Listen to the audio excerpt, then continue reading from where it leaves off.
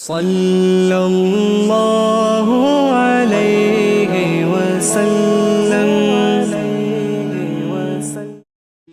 بے شک شیطان آدمی کا کھلا ہوا دشمن، وہ ہر وقت وسوسہ اندوزی کرتا ہے، تو لہٰذا بھائیوں سے بات بیان آپ نے نہیں بیان کی۔ آہستہ آہستہ نا وہ حسد بڑھتا ہے۔ حسد بہت بڑی بیماری ہے۔ اگر نبیوں کے بیٹوں میں ہو سکتا ہے تو عام انسانوں میں کیوں نہیں ہو سکتا؟ انبیاء کے بیٹے اگر کر سکتے ہیں تو عام لوگ بھی۔ آپ جب کسی شخص کو دیکھیں نا کسی کے بارے میں کچے جملے بول رہا ہے، کمزور بات کر رہا ہے، تو پہلے اچھی طرح ٹٹول لیں کہ حق بیان کر رہا ہے یا صرف حسد کے بیچ رہ کے گفتگو کر رہا ہے۔ بہت بڑی بیماری ہے۔ انہوں نے ایک چال بنائی 10 نے مل کے کہ اس طرح کریں کہ ان کو کوئی سخت سزا دیں، انہیں قتل کر دیتے ہیں۔ پھر کہنے لگے مارتے نہیں، کنویں میں پھینک دیتے ہیں۔ حضرت یعقوب علیہ السلام کی بارگاہ میں حاضر ہوئے تو حاضر ہو کے عرض کی کہ ہم سیر کرنا چاہتے ہیں تو ہمارا بھائی یوسف بھی تو ہمارا بھائی ہے نا، ہمارے ساتھ بھیجیں، وہاں کھیلے گا، کودے گا، کھائے گا، پیے گا۔ حضرت یعقوب علیہ السلام نے فرمایا نہیں، مجھے ڈر لگتا ہے کہ کہیں میرے یوسف کو کوئی تکلیف نہ پہنچ جائے۔ کچھ ایسے ہوتے ہیں جنہیں جدا کرنے کو دل ہی نہیں کرتا کہ وہ جائیں نہ۔ کئی دفعہ بعض بچے نالائق ہوتے ہیں، وہ جدا ہوتے ہیں لیکن ان کو جدا کرنے کو دل، لیکن حضرت یوسف تو لائق بچے تھے نا اپنے والد کے، ان کا بھی نہیں ارادہ تھا۔ بھائی لے گئے اور لے جا کر کے حضرت یوسف علیہ السلام کو پہلے بہت زیادہ مارا،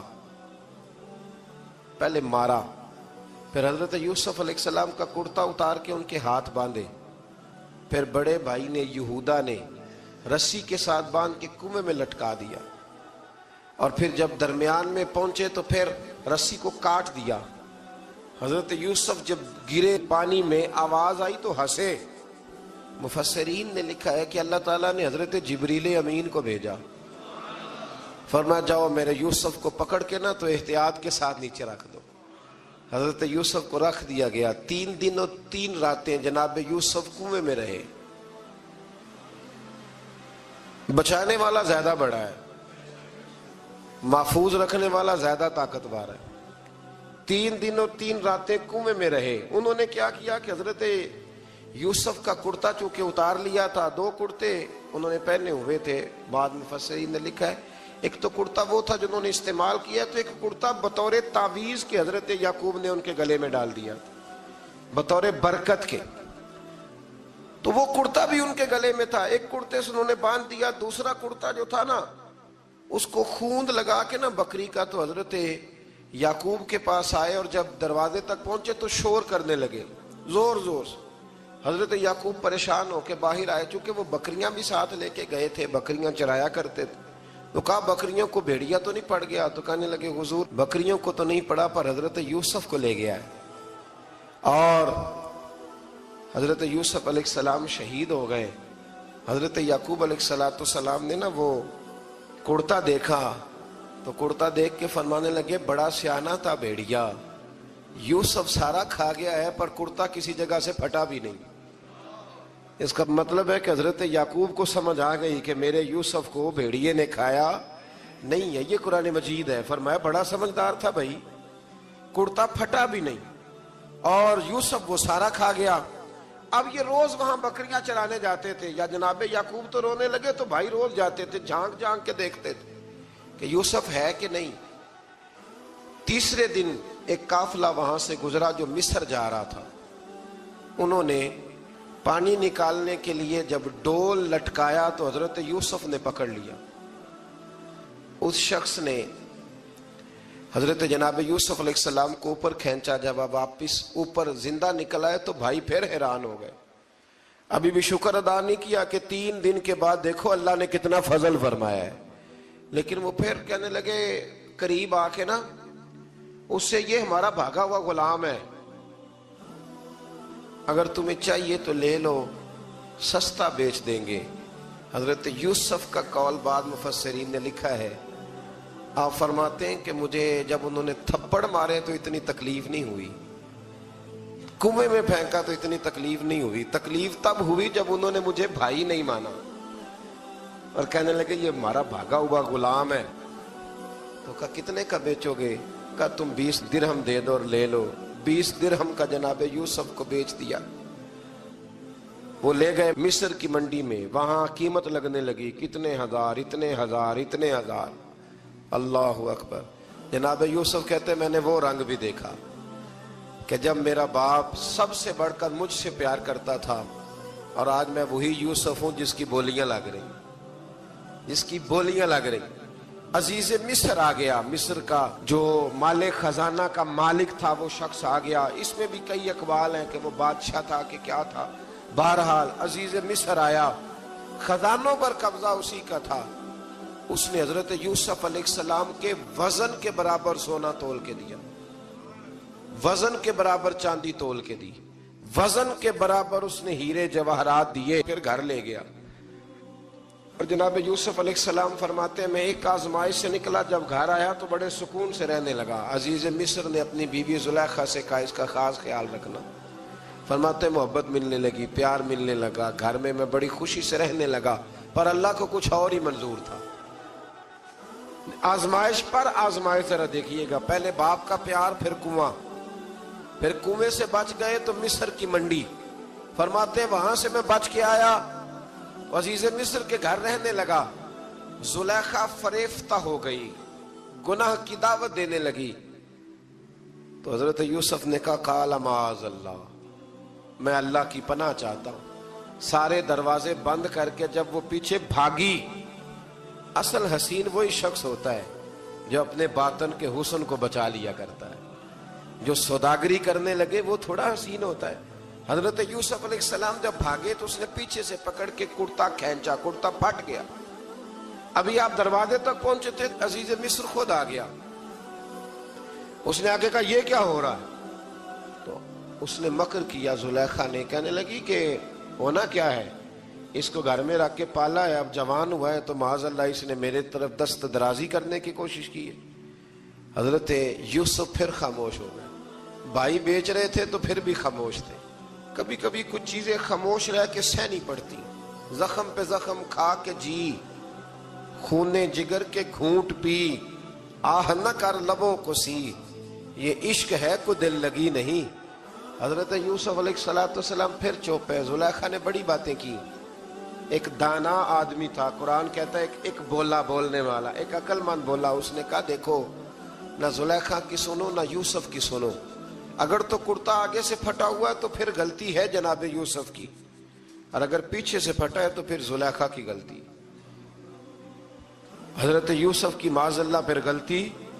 تو عزیز مصر نے کرتا دیکھا تو پیچھے سے پھٹا تھا, لیکن امام قرطبی کہتے ہیں وہ کوئی عقل مند آدمی نہیں, وہ تو 4 مہینے کا بچہ تھا.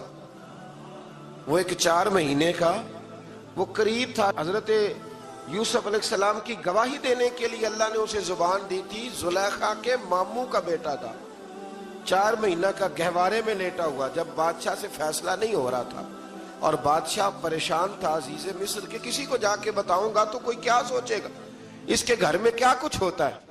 کہتے پریشان تھا تو پنگوڑے سے بچہ بول پڑا. کہنے لگا بادشاہ اگر تو کرتا آگے سے پھٹا ہے تو پھر معاذ اللہ غلطی حضرت یوسف کی, اگر پیچھے سے پھٹا ہے تو پھر زلیخا کی. تو کرتا پیچھے سے پھٹا تھا. حضرت یوسف کے حق میں گواہی مکمل ہو گئی. اب آہستہ آہستہ نا دربار میں محل میں بات پھیلنے لگی. تو بیویاں کہنے لگی اوہو زلیخا تو ایک غلام پہ عاشق ہو گئی ہے, ایک غلام پہ. تو زلیخا کہنے لگی تم اجے میرا محبوب نہیں ڈٹھا. یہ رٹے ڈالنے والے دیکھتے نہیں اور دور کھڑے رہ رہ کے کہانیاں سناتے رہتے. انہوں نے کہا تو نے ابھی دیکھا نہیں نا, تو نے ابھی یہ کیا پتا ہو کہ ماجرا کیا ہے. تو کہنے لگی نہیں تو غلام پہ. اس نے کہا چلو تجربہ کراتی ہوں. ساری عورتوں کو بٹھایا, ہاتھ میں ایک ایک سیب دیا, ایک ایک چھری دی, اور جب پوری تیاری ہو گئی پھل کاٹنے کی عورتوں کی تو جناب یوسف سے کہا ذرا جھلک تو دکھاؤ.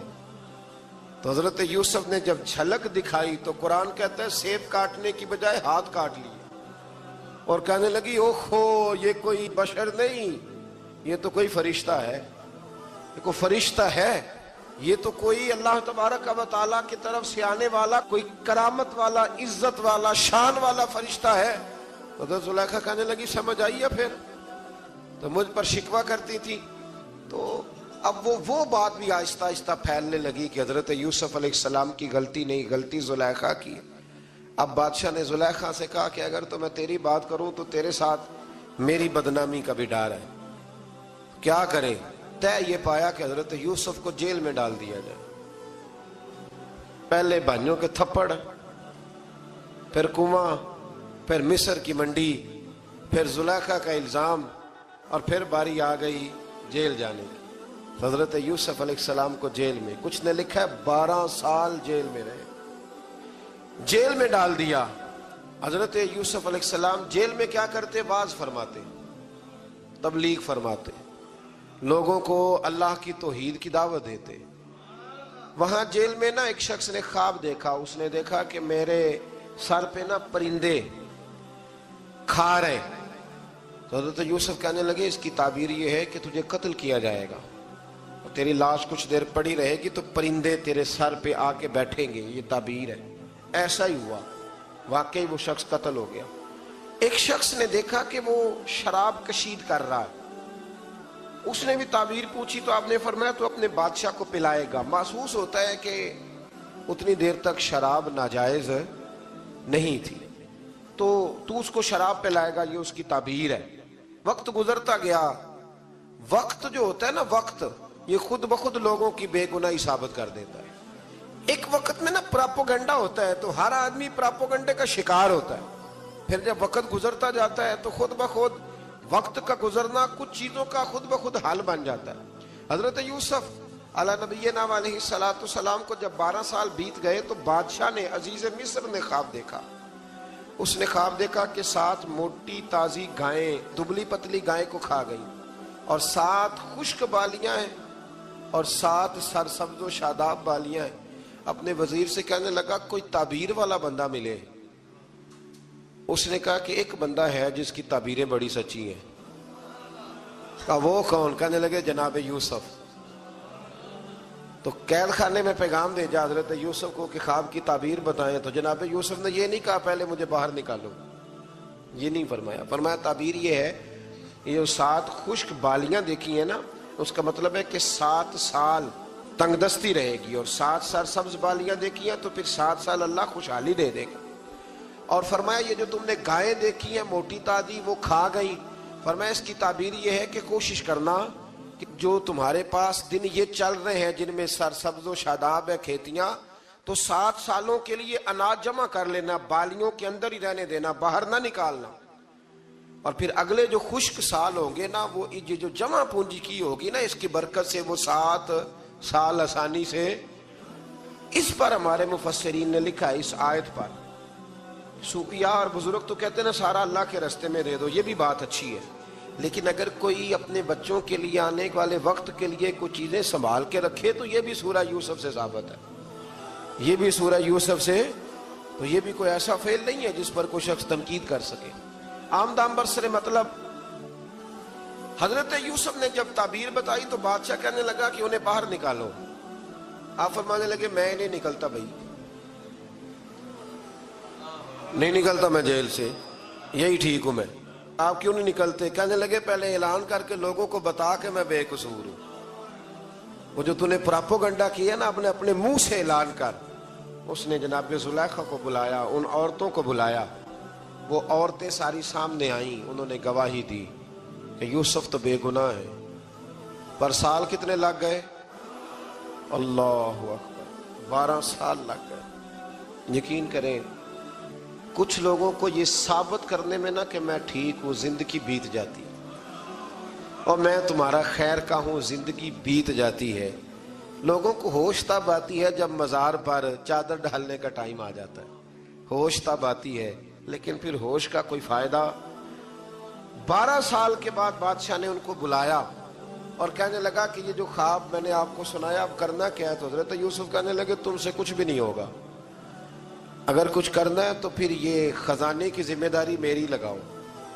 اگر کوئی قابل آدمی ہو تو وہ آگے بڑھ کے بات کر سکتا ہے. یہاں ہر بندہ ہی آگے بڑھ کے کہتا ہے مجھے دے دو ڈیوٹی، لیکن قابل ہو تو وہ آگے بڑھ کے بات کرے اور سمجھے کہ میرے علاوہ کسی کے لیے مشکل ہے تو پھر وہ آگے بڑھے.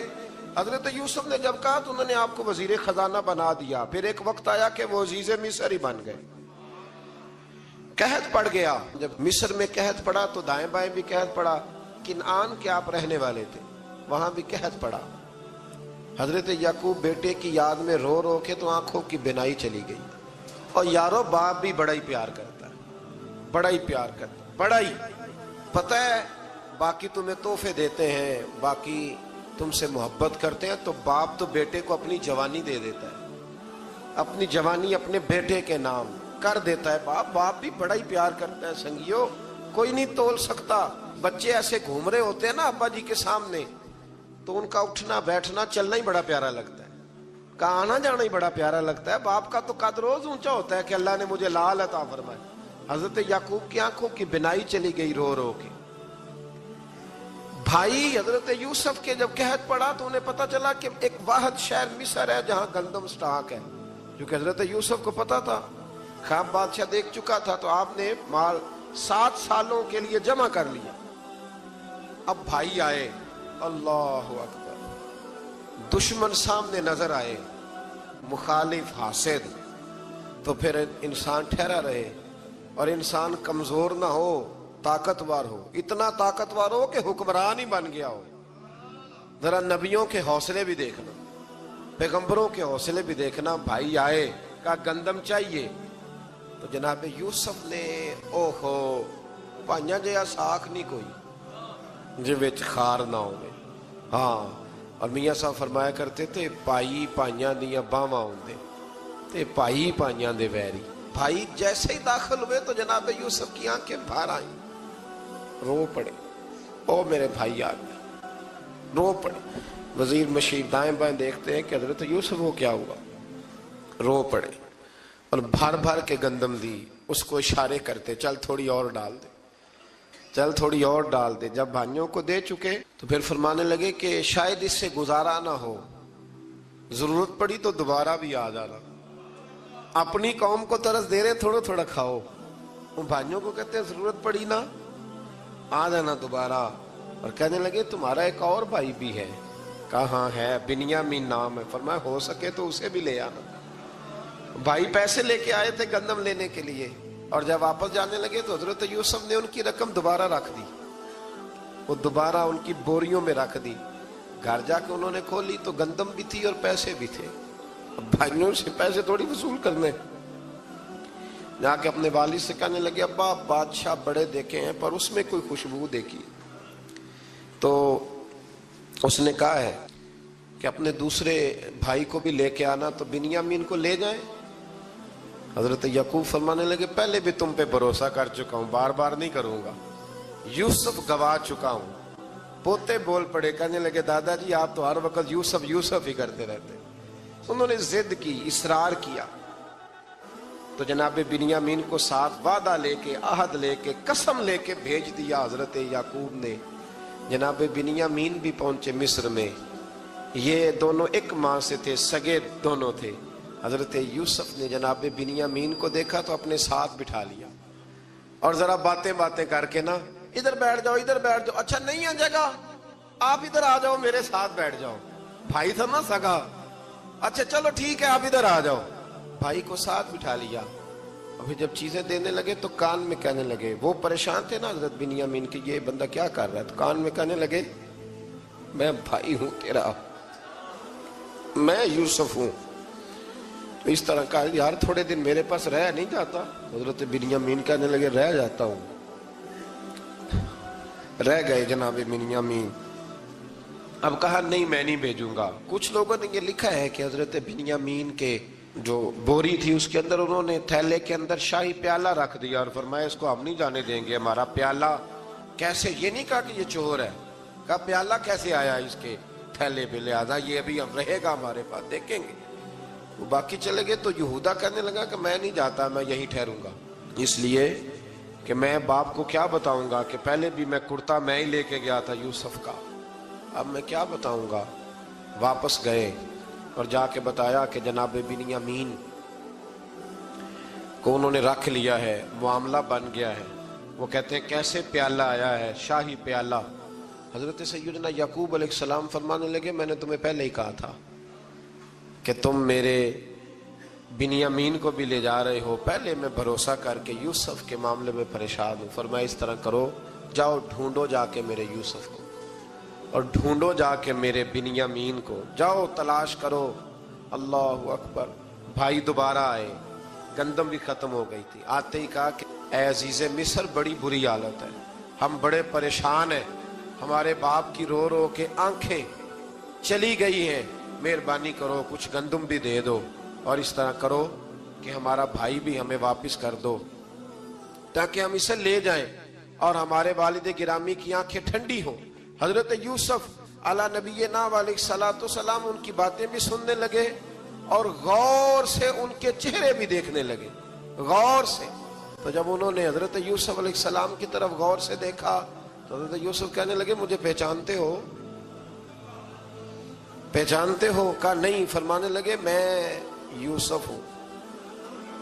قال انا یوسف، کہنے لگے میں یوسف ہوں، اور حضرت بنیامین کی طرف اشارہ کر کے کہنے لگے وہذا اخی، اور یہ میرا بھائی ہے، میں یوسف ہوں اور یہ میرا بھائی ہے۔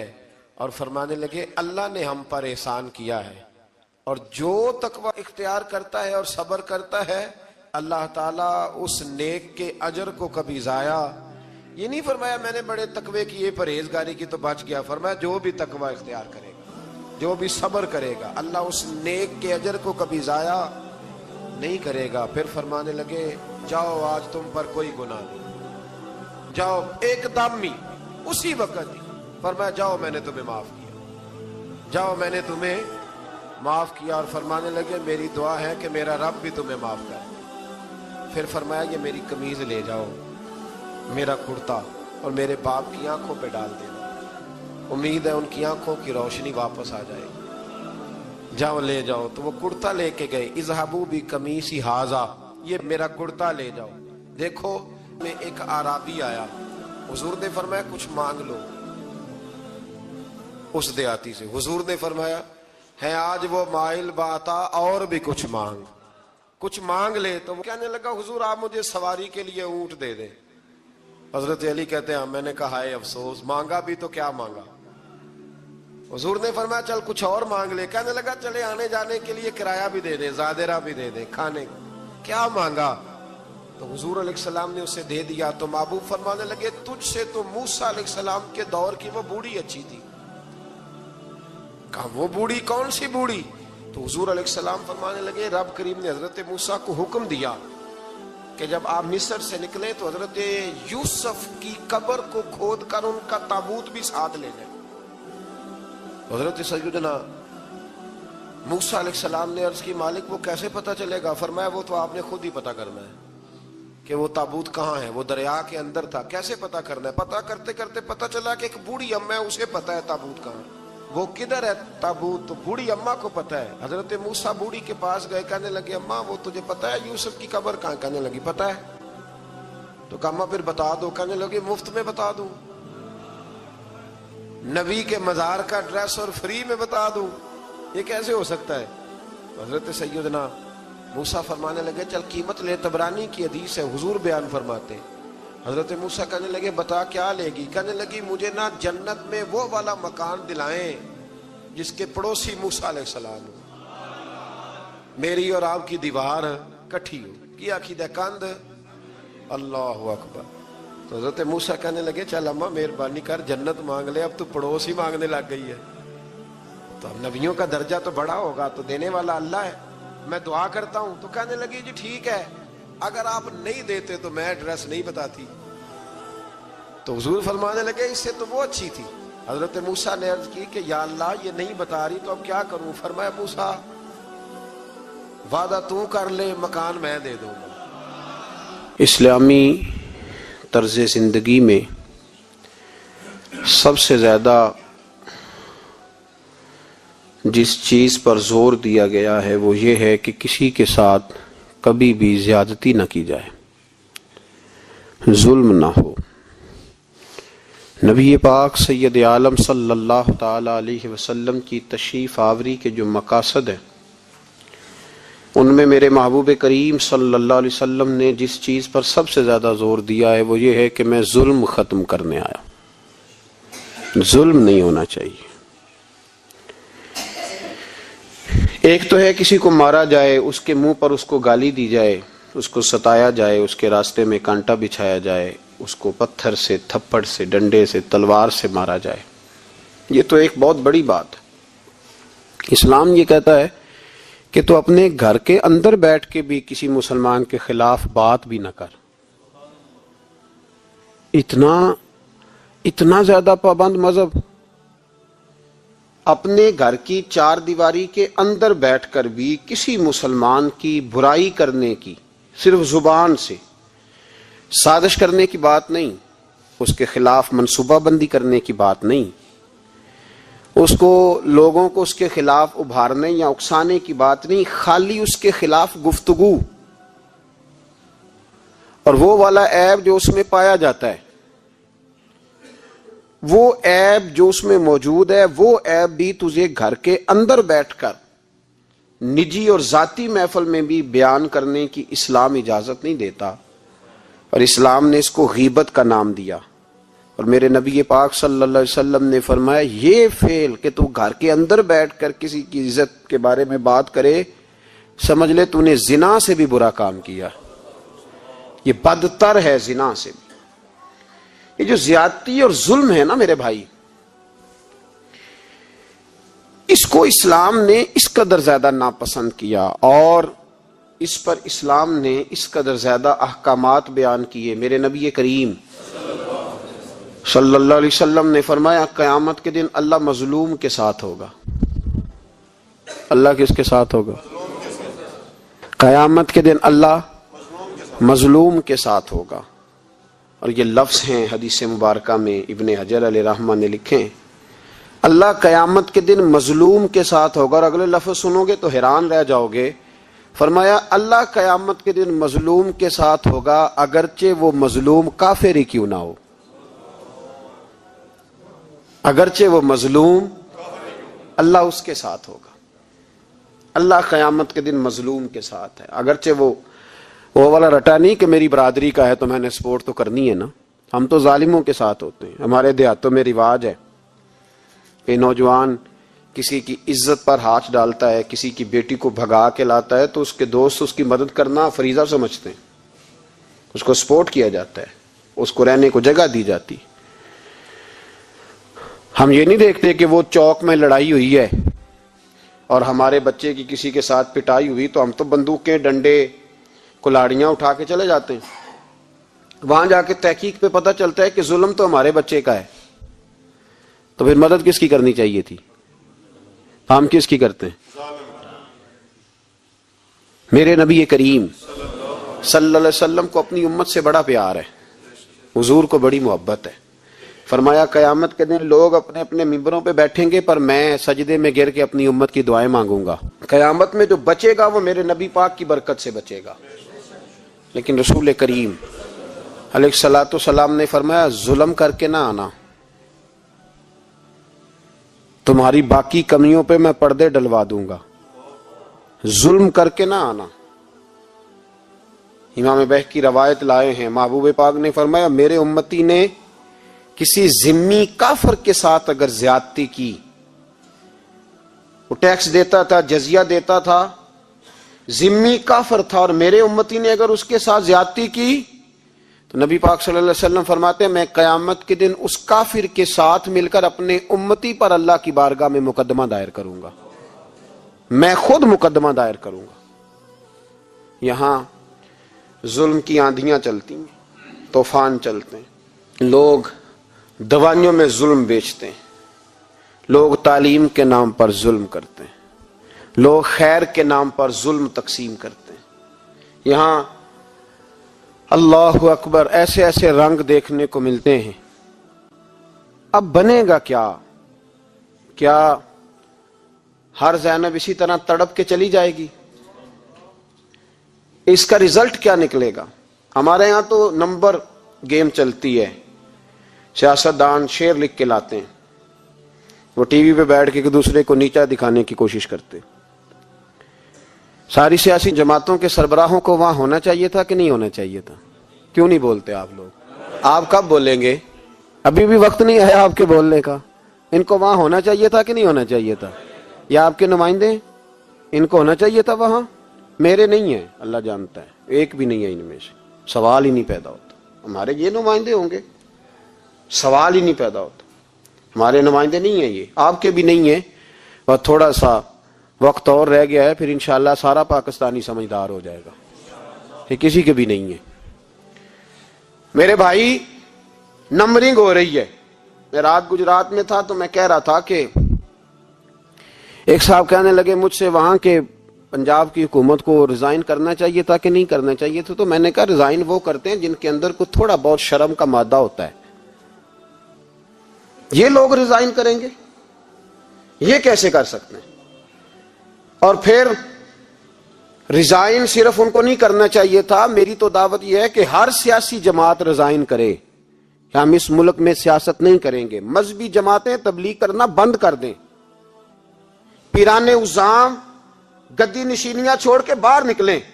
یہ جو ہر چوک اور ہر چوراہے میں لوگ نصیحتوں کا بازار گرم کر کے کھڑے ہیں، یہ چھوڑ دیں. کیا اثر ہے تمہاری تبلیغوں کا؟ کیا مل رہا ہے قوم کو؟ تمہاری گدیاں کیا تزکیہ نفس کر رہی ہیں؟ اور ہر اس آدمی پہ مقدمہ ہونا چاہیے جس کے موبائل میں گندی فوٹو ہے. ہر وہ آدمی مجرم ہے جو گند دیکھتا ہے، گند آگے تقسیم کرتا ہے. ایسے ہی ایک دو آدمی کا نام لگا کے چپ کر گئے ہو. صبح قیامت کے دن اس زینب کے خون کے حساب میں مجھے بھی پوچھا جائے گا اور آپ کو بھی پوچھا جائے گا. ہر ایک آدمی دوسرے پہ بوجھ ڈال کے خاموش ہو جاتا ہے. حکومت نے غلط کیا. حکومت بنوائی کس نے تھی؟ کس نے ووٹ دیا تھا؟ برابر کے شریک ہیں ان کے جرموں میں جو ان کو ٹھپے لگاتے ہیں. چپ کر جاتے ہو تنقید کر کے. حضرت سیدنا امام مالک رحمت اللہ علیہ فرمایا کرتے ظالموں کا مددگار بھی ظالم ہوتا ہے. تو ان کو ٹھپے لگانے والا ظالم نہیں ہوتا؟ وہ نہیں مددگار ظالموں کا؟ ابھی تک لوگ کہہ رہے ہیں مولانا آپ سخت جملے کہتے ہیں، آپ سخت جملے کہتے ہیں، آپ بچیں. میں نے کہا تمہیں پتہ نہیں نا، تمہیں خبر نہیں، تم اس زیادتی کا شکار نہیں ہو، تمہیں کیا پتا. میرے ایک چچا کا بیٹا تھا، اکلوتا تھا. وہ رستے میں جاتے ہوئے کسی کی گولی کا شکار ہو گیا. میں تھانے گیا پرچہ کٹوانے. طالب علمی کا زمانہ تھا. جب میں گھر سے نکلا تھا تو میری جیب میں 2 روپے تھے.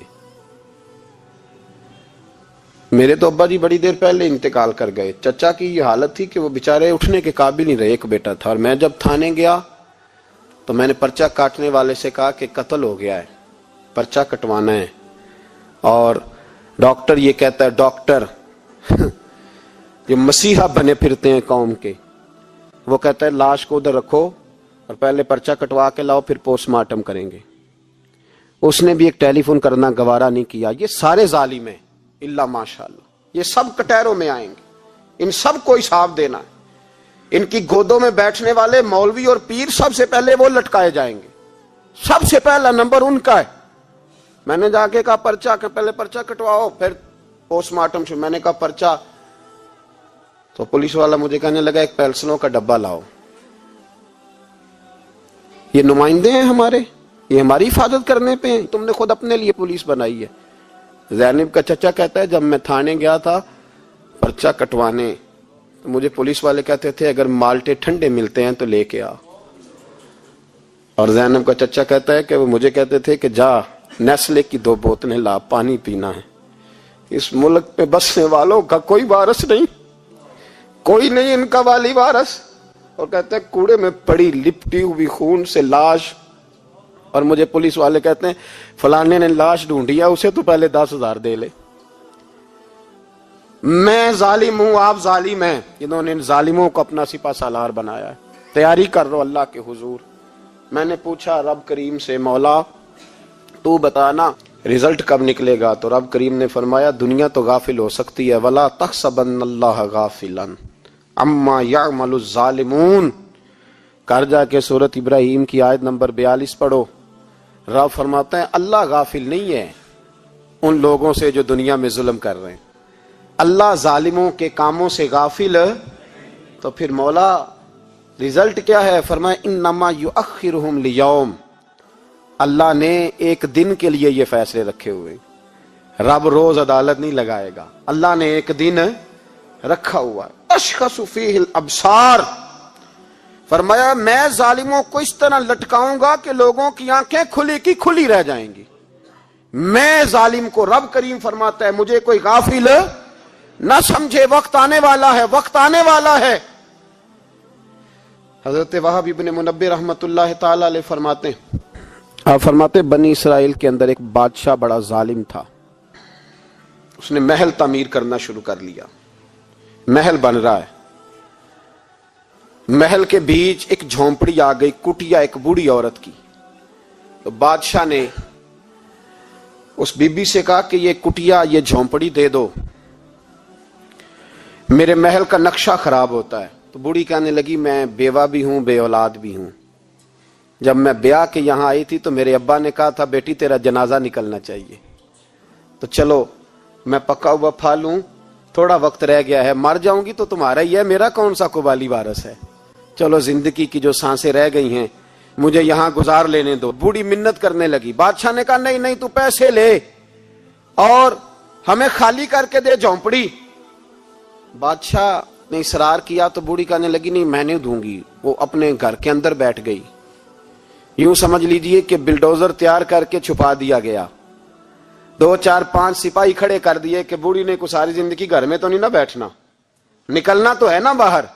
जब निकले ना तो फौरन इसका मकान गिरा दो, 2 4 5 10 मिस्त्री इकट्ठे लगाओ, दीवार बना दो, जिस तरह कब्जे होते हैं।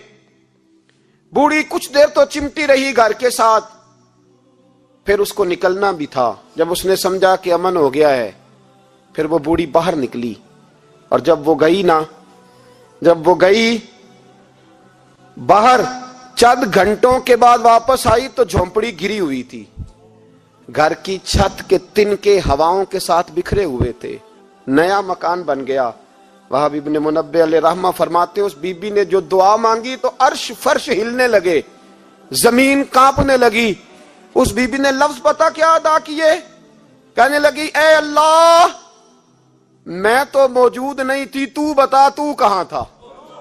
अल्लाह मैं तो नहीं थी। ज़ैनब की अम्मा भी पूछती है अल्लाह मैं तो नहीं थी, तू तो मौजूद था ना। तो अर्श का मालिक कहता है मैं हिला दूंगा। जरा इन उलमा को, मशाइख को, इन अरबाब इक्तदार को देख लेने दो, मेरी ढील है, मैं इन्हें हिला दूंगा। कहती अल्लाह मैं तो नहीं थी, तू कहां था, तू बता। रब करीम ने फरमाया जिब्रील दौड़ के जा, दौड़। अल्लाह हुक्म क्या फरमाया, पलट दे इस बस्ती को, तबाह कर दे उन लोगों को जो जुल्म पर चुप रहते, उन्हें तबाह कर दे। दुनिया में कतील उससे मुनाफिक नहीं कोई, दुनिया में कतील उससे मुनाफिक नहीं कोई जो जुल्म तो सहता है बगावत नहीं करता। उससे मुनाफिक नहीं कोई। मुनाफिक बन के जीना बंद कर दो, अब मोमिन बन के जीना सीखो। इन जालिमों के खिलाफ बोलो। मेरे अजीज कहते हैं तबाह कर दो बस्ती को। बस्ती उलट दी, घर तबाह हो गए। याद रखो अर्श का मालिक कहता है तो मैं देख रहा हूं, वरना कोई मौजूद ना था, मैं तो था ना, मैं तो सारा कुछ देख रहा हूं। मैं इस वला तहसबन्नल्लाह गाफिलन अम्मा यअमलुज़ ज़ालिमून, लोग अल्लाह को गाफिल ना समझें। और फिर मीडिया चीखता है, कहता है जी बड़ा जुल्म हुआ। इस काम में सबसे ज्यादा किरदार इस बुराई को फैलाने में मीडिया का है। मीडिया तो बच्चों को गुनाह के तरीके बतलाता है। और हुकूमतें, मुमताज कादरी का जनाजा ना दिखाना हो तो मीडिया सारा बंद हो जाता है। फैजाबाद धरने का जुल्म ना दिखाना हो तो मीडिया सारा बंद हो जाता है। तो गंद रोकना चाहे तो गंद रुक सकता है कि नहीं रुक सकता? ये पाबंदी, ये टेक्निकली जमाना है। अगर ये बंद करना चाहे तो हर चीज अपनी जगह पे बंद हो सकती है कि नहीं? बोले। लेकिन हम तो रोएंगे ना, फेसबुक पे तस्वीर लगाएंगे ज़ैनब के साथ जुल्म हुआ, तो तेरी तो इमाम वाली दुकान पे गंदी फोटो लगी हुई है, तेरे तो मोबाइल में सारा गंद है। इस गंद की तरवीज और इशात में तो मैं और आप शामिल होते जा रहे हैं। गंद तो प्रमोट हो रहा है, इसी से तो लोगों के जज्बात उभरते हैं। अब्बा जी कहते हैं मुझे एतबार है, मुझे एतबार है बेटी पे। ये क्या तमाशा हुआ एतबार का? ये क्या बात हुई? एतबार किसको कहते हैं?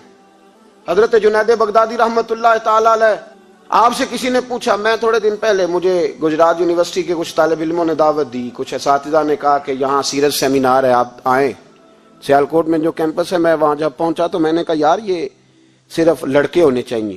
کہنے لگے اتنے بولے مولوی تقریر کرتے ہیں لڑکیوں میں، تو آپ، تو میں نے کہا یار مجھے دکھیا نور سمجھ لو، میں پرانے خیالات کا ہوں، اور ویسے بھی میرے لیے مولوی حجت نہیں، میرے لیے رسول اللہ کا دین حجت ہے، تو آپ پردہ کرائیں۔ خیر انہوں نے مہربانی کی، کوئی پارٹیشن ہو گئی۔ جب میں پہنچا تو شاید 1.5 منٹ لگا ہو مجھے گیٹ سے ہال میں جانے تک، لیکن وہاں جو بچے اور بچیوں کا میں نے حال دیکھا تو میں دعا مانگ رہا تھا، اے اللہ تو اس قوم پہ فضل فرما، اس قوم پہ۔ ابا جی کہتے مجھے اعتمار ہے، نابینا سے ابھی ہیں عبداللہ ابن مکتوم رضی اللہ تعالی، وہ آئے ہیں تو نبی پاک صلی اللہ علیہ وسلم نے فرمایا عائشہ پردہ کر لو، تیرے گھر میں بسنے والی بی بی سید عائشہ سے بھی پاک ہے، تیری بیٹی حضرت عائشہ صدیقہ سے بھی زیادہ حرمت والی ہے۔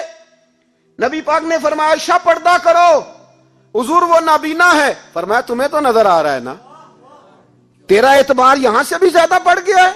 حضرت جنید بغدادی سے کہا حضور ہمیں قرآن شریف پڑھا دیں، آپ نے فرمایا درمیان میں عورتیں پردہ ڈالیں پھر پڑھاؤں گا۔ کہا حضور قرآن پاک ہی پڑھانا ہے؟ تو حضرت جنید فرمانے لگے پڑھانے والے حسن بصری ہو اور پڑھنے والی رابعہ بصری ہو اور درمیان میں قرآن پڑھا ہو، پھر بھی میں انہیں بغیر پردے کے پڑھنے کی اجازت نہیں دیتا۔ یہاں تو حال ہی کوئی نہیں، اس گند کو روز پرموٹ کرتے ہو، نوجوانوں کے جذبات بکھرتے ہیں اور بپھرتے ہیں، اور پھر اس کے بعد کہتے ہو کہ آگ نہ لگے۔ یہ کیسے ہو سکتا ہے؟ تم نے خود آگ لگائی ہے چمن میں اپنے، بے سبب گردش ایام کو الزام نہ دو، تم نے خود نور کا ظلمت سے کیا ہے سودا، کر کے توہین سحر شام کو الزام نہ دو۔ او بھائی یاد رکھو، جب تک یہ گند رہے گا فحاشی اور عریانی رہے گی۔ انڈیا کے اندر زیادتی کے واقعات زیادہ ہیں پاکستان کی نسبت، کیوں؟ اس لیے کہ گند زیادہ ہے، فحاشی اور عریانی۔ اسلام نے تو نظر تک پر پابندی لگا دی، کہا اپنی نظر بھی مومن جھکا کے رکھے، جو چیزیں سبب بن سکتی ہیں ان پر بھی پابندی لگا کے رکھی۔ ہم توجہ ہی نہیں کرتے، خیال ہی نہیں ہے، اس کو پرموٹ کیا جاتا ہے۔ اور سب سے دوسری بڑی وجہ یہ ہے کہ مجرم کو سزا نہیں ملتی، مجرم کو سزا بولیے، وہ چھوٹ گیا نا سرے عام، ایک بڑے آدمی کا بیٹا قتل کرنے والا چھوٹ گیا نا، وہ جس نے سرے عام ایک سپاہی کانسٹیبل کو کچل دیا تھا، وہ بچ گیا نا، آ گیا نا باہر۔ ریمنڈ ڈیوس کئی گولیاں مار کے بچ گیا نا۔ جب مجرم کو سزا نہیں ملتی تو پھر گناہ بند۔ میرے رسول پاک صلی اللہ علیہ وسلم نے قانون دیا، قانون، ایک عورت نے چوری کی، اس کے حضرت سیدنا اسامہ بن زید حضور کے محبوب صحابی سفارشی بن کے آئے، حضور تھوڑی لچک دے دیں۔ نبی پاک نے فرمایا سنو، میری بیٹی فاطمہ بھی چوری کرتی تو میں ہاتھ کاٹ دیتا۔ مجرم کے لیے سزا ضروری ہے، مجرموں کو سزا ملے گی تو حالات بہتر ہوں گے۔ کہتے ہیں سرے عام پھانسی لگاؤ، کہتے ہیں قانون میں گنجائش نہیں۔ تمہارے لیے قانون روز بدل جاتا ہے۔ جب مطالبہ کیا گیا نا کہ سرے عام پھانسی، جاگ رہے ہیں آپ لوگ کہ سو گئے؟ جی چلے میں دعا کرتا ہوں اللہ کرے میری قوم جاگ جائے، آمین تو کہہ دیں، اللہ کرے آپ لوگ جاگ جائیں اور جاگتے رہیں۔ اعلیٰ حضرت نے فرمایا تھا، مشورہ دیا تھا، سونا جنگل رات اندھیری چھائی بدلی کالی ہے، سونے والوں جاگتے رہنا کیونکہ چوروں کی رکھوالی ہے۔ سونا جنگل رات اندھیری چھائی بدلی کالی ہے، سونے والوں جاگتے رہنا، چوروں کی رکھوالی ہے۔ کہا گیا سرے عام پھانسی دو، تو کہنے لگے آئین میں گنجائش نہیں چوک میں پھانسی دینے کی، اور تمہاری ضرورت پڑے تو آئین میں ترمیم ہو جاتی ہے۔ تو آج زینب کو ضرورت پڑی ہے تو کیوں ترمیم نہیں ہو سکتی؟ آج ایک غریب مظلوم ماں کو ضرورت پڑی ہے تو ترمیم کیوں نہیں ہو سکتی؟ انہیں چوک میں پھانسی دو، انہیں لٹکاؤ، انہیں کاٹ کر کتوں کے آگے ڈالو تاکہ ہر ایک کی بیٹی محفوظ رہ سکے۔ اور وہ زینب کسی اور کی بیٹی نہیں، وہ میری بیٹی ہے، وہ میری بیٹی ہے۔ کبھی 6 سال کی بیٹی سینے پہ لٹا نا اور پھر اس باپ کا درد محسوس کر، تجھے اندازہ ہو کہ بیٹی تو بیٹی ہوتی ہے۔ حاتم تائی کی بیٹی ننگے سر دربار رسالت پہ آئی تو میرے نبی پاک نے چادر دی۔ سلمان فارسی کہنے لگے سونیا کافر کی بیٹی ہے، تیری پاک چادر ہے، میں اپنی نہ دے دوں؟ تو حضور نے فرمایا سلمان چپ کر جا، بیٹیاں سانجھی ہوتی۔ बेटियां सांझी होती हैं। चुप कर, काफिर की बेटी सही, बेटी तो है ना, और बेटियां तो सांझी होती हैं। यहाँ इतना जुल्म और इतना हशर हो गया और कहते हैं पता नहीं चला। देखते हैं, करते हैं, सुनते हैं। याद रखो, जुल्म कभी मिटा नहीं करता, जुल्म कभी। इसलिए ज़ैनब भाई, ज़ैनब तो मेरी बेटी है, ज़ैनब तो तेरी बेटी है, ज़ैनब तो उम्मत की बेटी है, ज़ैनब तो पाकिस्तान की बेटी है, ज़ैनब तो हर उस शख्स की बेटी है जो किसी भी बच्ची का बाप है, जो किसी भी बच्चे का बाप है। वो मिल्लत की बेटी है, इसलिए वो दुख किसी एक का नहीं, वो सब का बराबर का है। बस याद रखो, इस मुआशरे में पहली बात ये कि इस गंद पे, बेहयाई पे कंट्रोल। दूसरी बात ये, तदारुक अर्ज कर रहा हूं, मुजरिम को सजा मिले। अगर पुराने मुजरिमों को सजा मिलती तो कभी भी दोबारा जुर्म की किसी को हिम्मत। हजरत उमर के जमाने में जुर्म क्यों बंद हुए थे? इसलिए कि वो सरेआम कोड़े मारते थे, उनका दुर्रा लटकता था, वो किसी को गुंजाइश नहीं देते। किसी को गुंजाइश, गवर्नर का बेटा भी ज्यादती करता तो चौक में खड़े होकर दुर्रे मारते। फरमाते लोगों की माओ ने उन्हें आजाद पैदा किया, तुमने कैसे गुलाम बन लिया। यहां जब कानून बदलता है और फिर शिकवा है, हमें गरीब आदमी ने तो पर्चा दर्ज कराना हो तो उसको तो चौधरी साहब भी वक़्त नहीं देते, उसको तो चौधरी साहब भी कहते हैं गड्डी कराई या पैसे है नहीं थाने जाने दे, उथे पैसे लग देन। जालिमों डरो, अल्लाह ताला से डरो। और गरीब आदमी चला जाए थाने तो उसको पुलिस वाला पूछता है, वो कहते हैं किस तरह हुआ था, किस तरह करके हुआ, तफसील बता। और फिर वो दो कहता है तू जा, अभी मैं कोशिश करता हूं, मैं पहले उनको फोन करता हूं मुजरिमों को, फिर उसके बाद तेरा। और तगड़े आदमी पे दरखास्त आ जाए कभी, उसको फोन करके पूछते हैं चौधरी साहब की करना है पर्चे दा, फिर वो खुद फोन करते हो। ये अमीर के लिए कानून और है और गरीब के लिए और है, ये किस तरह हो सकता है? मेरे नबी करीम सल्लल्लाहु ताला अलैहि वसल्लम ने इंसाफ की फराहमी छोटे बड़े के लिए एक रखी।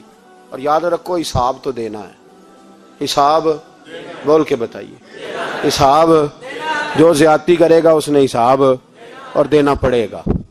यहां नहीं दोगे तो वहां दोगे, हिसाब तो बहरहाल उस मुजरिम ने तो देना है। लेकिन अरबाब इख्तदार ने भी, हजरत उमर फरमाया करते थे मेरे दौर में कुत्ता भी प्यासा मर गया तो हिसाब मैंने देना है, क्योंकि मेरी हुकूमत थी, कुत्ते को पानी मिलना चाहिए था, उसके दरवाजे तक पानी पहुंचना चाहिए था, हिसाब तो देना है। हर उस शख्स ने जो सोशल होने का दावा करता है, जो मुआशरे में किसी भी तरह का कोई किरदार अदा कर रहा है, उसने बहरहाल हिसाब, ये मुश्तरका मामला है, इसमें अरबाब इख्तदार का तो अशर होगा, वो तो दुनिया देखेगी, लेकिन बाकी भी अपनी जिम्मेदारी का एहसास करें, बाकी भी ख्याल करें। सुनो और याद रखना इस बात को, गौर करें। क्या मेरी तरफ देखे मेरे भाई, एक मकरान शाह बादशाह गुजरा है ईरान का, कुछ नरम दिल था, वो ना सैर करने निकला, दरमियान में पुल आता था, एक दरिया था, उसका पुल था और पुल के उस पार जंगल था, सब्जा था, सैरगाहें बनी हुई थी। बादशाह वहां 2-4 दिन रहने का इरादा किया। जब बादशाह वहां पहुंचता है ना मकरान शाह, तो उसने देखा कि वहां 2-3 दिन कयाम करना है, झील है, सैरगाह है, वहां उसने रुकने का प्रोग्राम बना लिया। बादशाह तो अलहदा उसके लिए रिहायश थी, सिपाही अलहदा रहते थे।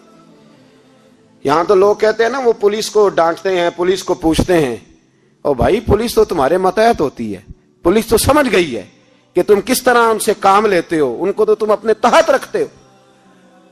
पुलिस वाले अलहदा रहते थे, उसके साथ जो सिपाही गए हुए थे, गनमैन गए हुए थे। मकरान शाह सैर सपाटे में रहता था। एक बूढ़ी औरत थी, उसकी एक गाय थी, वो जंगल के अंदर बूढ़ी रहती थी, गाय उसकी वहां चरती रहती थी। शाम को वो गाय घर लौटती, बूढ़ी दूध पी के सो जाती। सिपाही उस बूढ़ी के पास आए, कहने लगे तेरी गाय बड़ी सेहतमंद है, हमारे हाथ बेच दे। बूढ़ी ने कहा मेरे बुढ़ापे का सहारा है, उसका दूध पी के मैं जिंदा हूं, बेचूंगी नहीं। वही वाला काम जो हमारे मुल्क में होता है कि कीमत के साथ जमीन देनी है कि मुफ्त देनी है। जब बड़े आदमी को पसंद आ जाती है तो कहते मोल देनी है कि मुफ्त देनी है, तो देनी पड़ती है, गरीब है क्या करे, मजबूर है, मजलूम है। कहा बूढ़ी औरत से सिपाहियों ने बेच दे, कहा नहीं, कहने लगे नहीं बेचेगी तो हम ले लेंगे। उस औरत की गाय जबरदस्ती सिपाही जिबा करके खा गए। बूढ़ी ने बादशाह तक पहुंचना चाहा लेकिन उसको पहुंचने न दिया गया, मना कर दिया गया, उसकी रसाई ना हो सकी, गरीब औरत थी।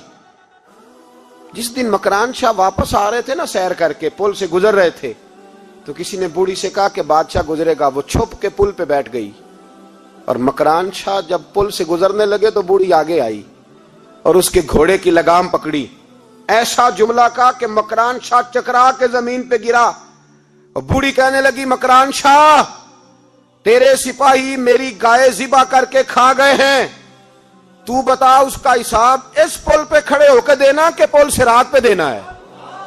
بتا یہاں کھڑے ہو کے دے گا کہ وہاں کھڑے ہو کے دے گا؟ بول۔ ارباب اقتدار، حکومت کے ایوانوں میں بیٹھنے والوں، بتاؤ زینب کا حساب قصور کے چوک میں کھڑے ہو کے دو گے کہ میدان محشر کے چوک میں کھڑے ہو کے دو گے؟ بتاؤ کہاں حساب دینا ہے، یہاں دینا ہے کہ وہاں دینا ہے؟ حساب تو بہرحال تمہیں دینا ہے، اس قوم کو اس کا حساب تو، زینب کا حساب تو دینا ہے، دینا پڑے گا، دیا جائے گا، پوچھا جائے گا۔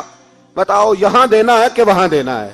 دینا تو پڑے گا، یہاں دو گے تو ہو سکتا ہے قیامت میں بچ جاؤ، اور اگر یہاں نہیں دو گے تو وہاں لٹکا دیے جاؤ گے، رسوا کیے جاؤ گے، پوچھا جائے گا۔ مکران شاہ چکرا کے گرا زمین پہ اور گر کے کہنے لگا بی بی میں وہاں حساب نہیں دے سکتا، دو دینا یہیں لے لے، جو لینا یہیں لے لے، آ جاؤ آ جاؤ، وقت ہے، گنجائش ہے، مہلت کے دنوں میں توبہ کر لو، پلٹ آؤ، اللہ کے حضور حاضر ہو جاؤ۔ اس معاشرے کو صفائی کی ضرورت پڑ گئی ہے، اس معاشرے میں ہر آدمی اپنا کردار ادا کرے، ظالم کے خلاف اٹھے، بے حیائی، فحاشی، عریانی، بدنگاہی، اس کے خلاف اٹھے۔ حضرت امیر معاویہ رضی اللہ تعالیٰ عنہ اپنے دور حکومت میں باہر نکلے، ایک بی بی با پردہ عورت برقعے میں گلی میں گھوم رہی تھی، برقع ڈال کے۔ حضرت امیر معاویہ دوڑ کے مسجد چلے گئے، رونے لگے، کہنے لگے صحابہ کے زمانے میں یہ عورتیں گلی میں آ گئی ہیں، ہمارے دور میں ہی آ گئی ہیں، کہیں اللہ کا قہر نازل نہ ہو جائے۔ حالانکہ وہ با پردہ تھی بی بی، یہاں تو بڑی ڈٹائی کے ساتھ فرنٹ سیٹ پہ بے پردہ عورت کو بٹھایا جاتا ہے اور دلیلیں دی جاتی ہیں کہ ہم پڑھ لکھ گئے، ایف ایس سی اور بی ایس سی ہماری تعلیم ہے، ہمارے پاس ابھی تازی تو کار آئی ہے، تو بتائیں نا کہ جو کار پہ بیٹھی ہے وہ کار کی مالکن ہے۔ یہاں تو ہر چیز کھول کے بیان کرنا لوگوں نے اپنے لیے ضروری سمجھ لیا ہے، اپنے کلچر کا حصہ بنا لیا ہے۔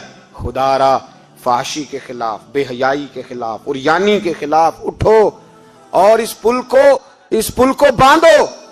جب تک فحاشی رہے گی، عریانی رہے گی۔ پاکستان میں 10 کے قریب بچوں کے ساتھ روز زیادتی ہوتی ہے، یہ آپ کے قومی اخبارات کی آج صبح کی رپورٹ ہے۔ یہ تو وہ چیزیں ہیں جو کھول کے باہر آ گئیں، اور اس کے علاوہ جو بے حیائی کے اڈے کھلے ہوئے نہ جانے ان کی تعداد کتنی ہے، کس قدر زیادہ ظلم ہو رہا ہے۔ میرے رسول پاک صلی اللہ تعالی وسلم نے فرمایا جب کوئی زنا کرتا ہے تو ایمان اس کے سینے سے نکل جاتا ہے اس کے سینے سے۔ آنکھوں پر پردہ ہونا چاہیے، کانوں پر پردہ ہونا، اور اگر زینب کے قتل کے بعد بھی کسی کے موبائل میں گندی تصویر ہے اور اس کے قتل کے بعد بھی بے حیائی کے گانے اس کے موبائل میں ہیں، تو پھر وہ رسم کے آنسو نہ بہائے، پھر وہ صرف 2 منٹ کے لیے آگے بڑھ کے مرثیہ خان نہ بنے، وہ پھر شاعر اور ادیب بننے کی کوشش نہ کرے، وہ پھر اپنے حصے کا جملہ لگا کر اپنے آپ کو فیس بک پہ ایکٹیو رکھنے کا تماشا نہ کرے۔ کیا مطلب ہوا ان چیزوں کا؟ اگر ابھی بھی برائی کے خلاف نہیں اٹھنا، بے حیائی اور فحاشی کے خلاف نہیں اٹھنا، میرے عزیزو آخری بات سننا اور اس کو ہمیشہ یاد رکھنا۔ میرے نبی پاک صلی اللہ تعالی علیہ وسلم نے فرمایا ہے کسی ایک مسلمان کے قتل میں اگر اہل زمین، اہل آسمان سارے بھی شریک ہو جائیں، سارے، تو فرمایا ہو سکتا ہے اللہ سب کو جہنم میں ڈال دے۔ اس لیے کہ جو قتل ہے نا، قتل ایک ہے زیادتی اور ایک ہے پھر اس کے بعد قتل۔ ایک انسان کا قتل انسانیت کا قتل، اتنا بڑا ظلم۔ اور یہاں تو اب قتل کی خبر آ جائے نا اخبار پہ تو اتنی دلچسپی والی رہتی نہیں، اتنے لوگ قتل ہو گئے کوئی حرج نہیں۔ یہ تو ہمارے ہاں تو کسی سیاستدان کی شادی کی خبر آئے گی تو وہ دلچسپی والی ہوگی، اس پر تبصرے ہوں گے، کمنٹس ہوں گے، ایک بندہ مر گیا ٹھیک ہے، غریب آدمی تھا، قتل ہو گیا، جان چھوٹی، معاذ اللہ، اس میں کون توجہ کرتا ہے؟ یہاں تو ان کے میلے چھیلے تماشوں پر لوگ تبصرے کرتے ہیں، یہ جو کوئی نئی ایکٹنگ کر کے دکھاتے ہیں اس پر ہماری توجہ جاتی ہے۔ اتنی عورتوں نے خودکشی کر لی اس لیے کہ شام کو کھانا نہیں تھا، بچوں سمیت دریا میں کود گئی، یہ ہوتا رہتا ہے، اس کی خیر ہے، معاذ اللہ یہ تو سارے زمانے میں. یہ دیکھو کہ کسی سیاسی لیڈر نے کوئی نئی ایکٹنگ کی ہے تو اس پر تبصرہ کرتے ہیں, اس پر تھوڑی دیر بیٹھتے ہیں. او خدا کے بندو, اپنی ترجیحات بدلو. میں کہا کرتا ہوں ان کی گاڑیوں کے پیچھے بھاگنا چھوڑ دو گے تو یہ صحیح ہو جائیں گے. ان کی جائز ناجائز چیزوں پر نعرے لگانے بند کر دو گے تو یہ صحیح ہو جائیں گے. خدا را زینب تو چلی گئی پر ہمیں ایک پیغام چھوڑ کے گئی ہے کہ فحاشی کے خلاف اٹھ کھڑے ہو. اب ظلم کے خلاف لڑنا سیکھو. اب اپنے اندر یہ طاقت پیدا کرو. اب طاقت پیدا کرو. ہمیں سارا پتہ ہوتا ہے لیکن اس کے باوجود ہم ظالموں کے ساتھ کھڑے ہو کے ان کی تعریفیں کرتے ہیں, تصویریں لگاتے ہیں, سپورٹر ووٹر بنتے ہیں. اب اس کام سے باز آ جاؤ. تم پڑھ عالم فاضل ہو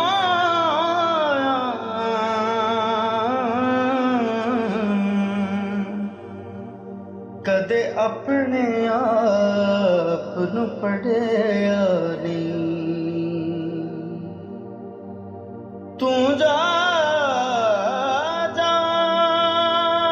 وڑدا مسجد مندراں,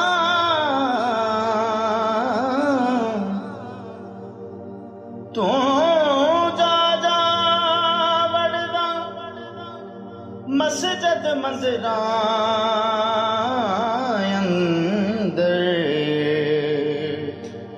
کدے من اپنے وچ وڑیا نہیں.